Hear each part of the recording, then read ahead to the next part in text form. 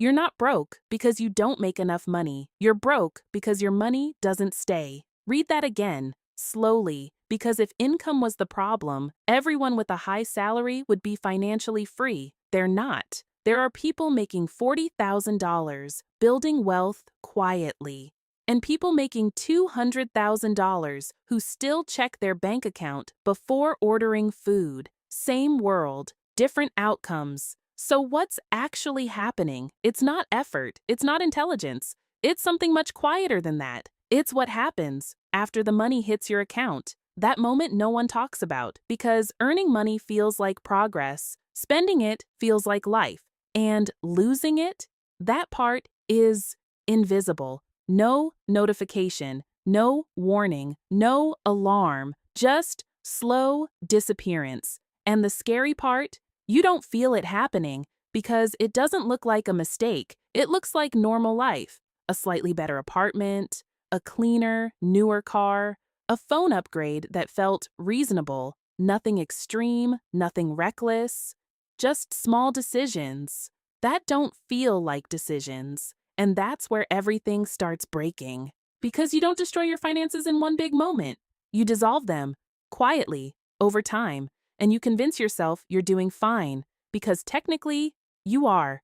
You're paying your bills, you're earning, you're surviving, but you're not moving. And that's the part no one wants to admit. Imagine this. You're trying to fill a bucket with water. You pour more in, work harder, earn more, try again, but the bucket has holes. So, no matter how much you pour, it never fills. Now here's the dangerous part. You don't notice the holes because they don't look like problems. They look like upgrades, and upgrades feel deserved. You got a raise, you upgrade your lifestyle, you worked harder, you reward yourself, you felt stressed, you spend to feel better, nothing irrational. Actually, it feels completely justified, and that's exactly why it's dangerous, because the system isn't broken, it's working perfectly. Just not for you. You're not leaking money accidentally, you're leaking it predictably. Here's something people don't like hearing. You don't spend money based on need. You spend it based on identity, who you think you are, or worse, who you think you should be. You don't buy a better car for transportation. You buy it because it matches the version of you that feels successful. You don't move into a nicer place for space. You move because your environment needs to reflect your growth. You don't upgrade your lifestyle for comfort. You upgrade it for validation. Quiet validation, the kind you don't say out loud, but you feel it. Every time someone notices, every time someone reacts, every time you compare, and suddenly your life becomes expensive, not because you chose it consciously, but because your identity demanded it. And here's where it gets uncomfortable. Your identity is costing you more than your income. Let's make this real. You start making $40,000. You live simply, then you get a raise, $50,000. What happens? You don't feel richer, you feel justified. Justified to upgrade something, better place, better lifestyle, better version of life. Then another raise, $60,000. Same pattern. Now you deserve a better car. Then $70,000, $80,000, and suddenly you're earning double, but your life feels exactly the same. Same stress, same pressure, same feeling of being behind. That's not bad luck. That's a loop. And the worst part? You think you're progressing, but you're just upgrading your expenses because no one tells you this early. Everyone talks about earning more. No one talks about keeping it. Everyone celebrates raises. No one questions what happens after. And society rewards visible success, not invisible discipline. No one compliments you for not upgrading your car, not increasing your rent, not inflating your lifestyle, but they will notice when you do. And that reinforcement keeps the loop alive. So you're not building wealth, you're maintaining an image, and the image is expensive. Here's what your financial life probably looks like. You decide to save, you get serious, you cut back, you feel in control, then something happens. a reward, a purchase, a small upgrade, and suddenly, you're back where you started, not because you failed, because you reset. And this happens again, and again, and again. Small progress, reset. Small progress, reset. It doesn't feel like failure, but it is. Because you never build momentum. You're not stuck because you can't move forward. You're stuck because you keep going back. This is where people get uncomfortable because now it's not about money anymore. It's about behavior, patterns, decisions you repeat without noticing. Because deep down, you already know what's happening. You've seen it, felt it. That moment when money comes in and disappears faster than expected. That moment when you say, I'll start saving next month. That moment when you justify something you didn't actually need. It's not lack of knowledge. It's lack of interruption because nothing changes until you stop calling your patterns normal. At some point, you try to fix it. You notice something feels off, not dramatically wrong, just off. Money comes in, but it doesn't stay. So you decide, this time I'll do it properly. You start saving, tracking, thinking more carefully, and for a moment, it works. You feel in control, like finally, you figured something out. Then nothing happens. Not bad, not good, just nothing. And that's where everything starts breaking again. Because the biggest problem in building wealth isn't difficulty, it's silence. When people talk about money, they show results, big numbers, growth charts, success stories, but they skip the part where nothing happens, the part where you're doing everything right and still feel like you're standing still. That phase, that's where most people quit. Not because they failed, because they can't see progress. And humans don't stay consistent when results are invisible. Everyone says, the first $100,000 is the hardest. But no one explains why. So let's make it real. In the beginning, your money doesn't help you at all. It just sits there. You invest $1,000. Maybe it grows to $1,050. That's it. No excitement, no breakthrough, no momentum. You add another $1,000. Same story. And your brain starts asking questions. Is this even working? Is this too slow? Should I be doing something else? That's the moment. Not when you fail. When you doubt. And doubt is more dangerous than failure. Because failure stops you once. Doubt stops you slowly, over time, because effort and reward feel disconnected. You're putting in real effort, saving, being disciplined, holding back. But the reward feels small, delayed, almost invisible, and that creates tension because your brain expects feedback, quick feedback. Like everything else in life, work leads to salary, gym leads to visible change, study leads to results, but investing, effort now, reward much later, that mismatch breaks people. You're not impatient, you're reacting normally to a system that delays everything. Let's make this uncomfortable. Say you invest $500 per month. After 1 year, you have around $6,000. After 2 years, around $13,000. After 3 years, maybe $21,000. Nothing about this feels impressive. It feels slow, even though it's exactly how it's supposed to look. That's the trap, because early progress in wealth always feels underwhelming. And that's why most people leave right before it starts working. It's not dramatic, no big event, no crisis, just a quiet decision. I'll pause for now. I'll focus on something else. I'll come back later. And just like that, momentum dies.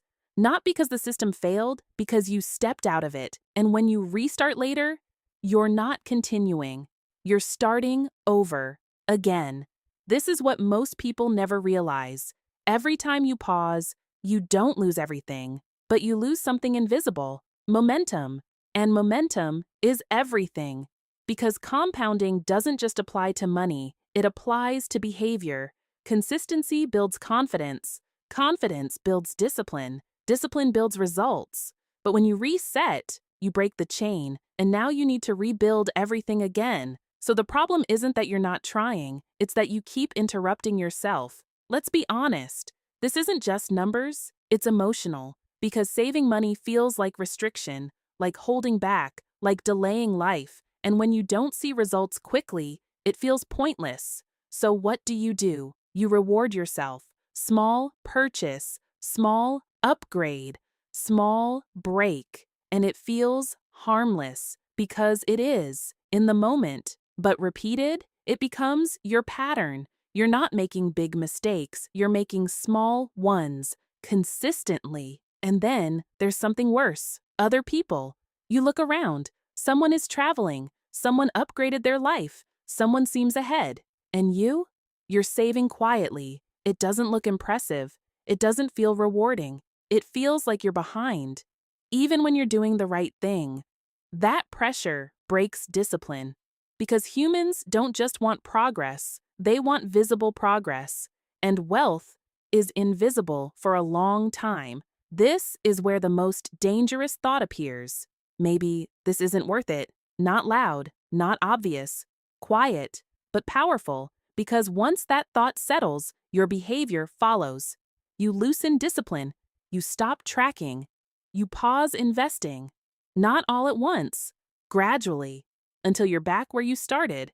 And the worst part? You don't even notice when it happens. So let's make this very clear. The beginning of wealth building is not exciting. It's not motivating. It's not rewarding. It's repetitive, quiet, almost boring. And that's why it's rare. Not because it's complex, because it requires something most people avoid: consistency without validation. And if you can't handle that phase, you never reach the part where it finally starts working, because the system didn't fail you. You just left before it had a chance to prove itself. If you stay long enough, something strange starts happening. Not dramatic, not obvious, but different. At first, you don't even notice it, because nothing big changes. Your life looks the same, your routine feels the same, but under the surface, something has shifted. Your money starts showing up, not as income, but as support. Let's say you've been consistent, months, years. You kept going, even when it felt slow.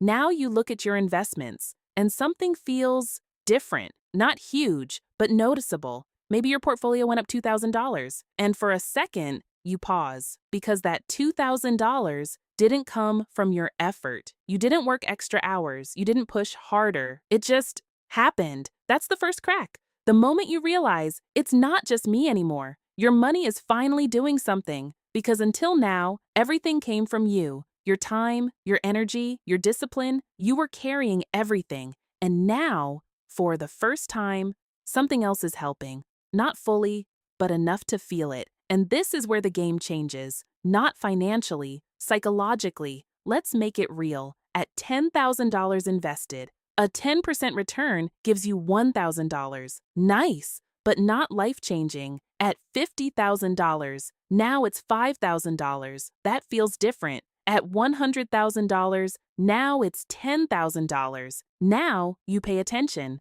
because $10,000 feels like something, not theoretical, real.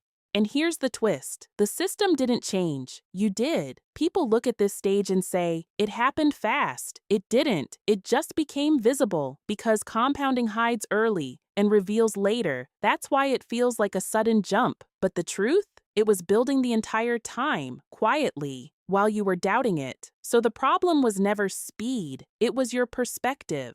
This is where things get interesting, because something changes inside you. Before, saving felt like restriction. Now, it starts feeling like control. Before, investing felt uncertain. Now, it starts feeling predictable. Before, money felt like something you chase. Now, it starts feeling like something you manage. That shift, that's real power, not the number, the feeling. Because once you feel progress, you stop questioning the process. Now everything starts reinforcing itself.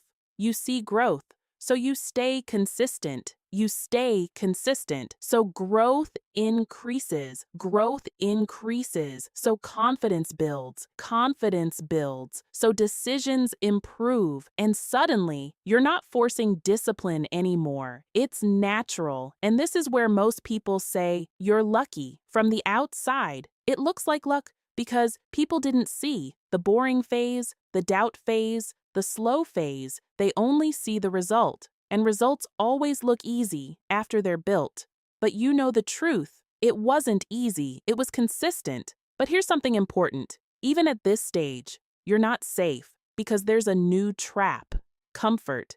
Now things are working, so you relax, you loosen discipline, you reward yourself more. You start thinking, I've made it. And slowly, the same patterns try to come back. Lifestyle creep, more spending, less attention, and this is where people lose momentum again. Not at the start. At the moment, they feel comfortable because momentum is fragile. It builds slowly, but it can break quickly. And once it breaks, you don't go back to zero, but you lose speed. And speed is everything at this stage because now your money is working, but it still depends on your behavior. So what separates people who continue growing from those who plateau? It's not knowledge, it's not opportunity, it's restraint. The ability to keep going, not overreact, not over-upgrade, not interrupt, even when things start working, because success creates a new problem. It makes you think the work is done. This phase isn't the finish line, it's the turning point where things can accelerate or collapse, depending on what you do next. Because now, your actions matter more than ever, not because you're starting, but because you finally have something to lose. And most people don't fail at the beginning, they fail right after things start working. At this point, everything becomes very simple. Not easy, but simple. Because after all the confusion, all the strategies, all the mistakes, it comes down to one thing. Do you keep going, or do you interrupt yourself? That's it. That's the whole game. Because wealth is not built by one smart decision. It's built by decisions that don't get interrupted. You were told this is about learning more, finding better strategies, making smarter moves. It's not. You already know enough. Earn, save, invest, repeat. That's not complicated. What's difficult is doing it without breaking it. Because every time you stop, you don't just pause progress, you damage momentum. Let's make this real. Imagine pushing a heavy car uphill. At first it's hard, slow, frustrating. Then, slowly, it starts moving. You build rhythm, you gain control. Now imagine stopping, just for a moment. What happens? The car doesn't stay there, it rolls back. And when you try again, you're not continuing, you're restarting. That's your financial life. And you've been restarting more than you realize, because the damage isn't obvious. You don't see lost time, lost compounding, lost momentum. You just feel like nothing is changing. But something is. You're resetting progress again and again, and over time, that becomes your pattern. Let's be honest. This was never about money. It was always about behavior. Because money doesn't have a personality. You do. Your habits, your reactions, your decisions under pressure. That's what controls everything. You can earn more and still stay stuck. You can learn more and still stay stuck. Because if your patterns don't change, nothing changes. Income doesn't fix patterns, it amplifies them. This is where most people get it wrong. They think, once I earn more, everything will be easier. No, once you earn more, your mistakes become bigger, your leaks become larger, your bad decisions cost more, because now you have more to lose. More money doesn't create control. It reveals whether you ever had it. So what actually needs to change? Not your income, your identity, the version of you that spends impulsively, justifies, upgrades, seeks validation, resets discipline. That version keeps you exactly where you are. And until that changes, nothing else matters, because you don't rise to your income level, you fall to your behavior level. Now imagine this. 10 years pass, two versions of you exist. Same intelligence, same opportunities, same starting point, but different patterns. One stayed consistent, not perfect, but uninterrupted. The other kept resetting, starting, stopping, doubting, repeating. Now look at the difference. It's not small, It's massive, not because of one big decision, because of thousands of small ones, quiet, unnoticed, repeated daily. And here's the uncomfortable part. You're already becoming one of them, right now, because this isn't a future decision, it's happening daily. Every time you spend without thinking, delay, consistency, break your own system, choose comfort over progress, you're choosing your direction without realizing it. And the scariest part? It feels normal. So let's strip everything down. You don't need more motivation, more information, more strategies. You need fewer interruptions. That's it. Because consistency without interruption becomes compounding, and compounding is the only thing that changes everything. One day, you'll look at your financial life, and it will either feel built or accidental. And the difference won't be luck, it won't be timing, it won't be talent, it will be something much simpler. The difference will be this: you either stayed in the process or you kept leaving it. See you in the next video.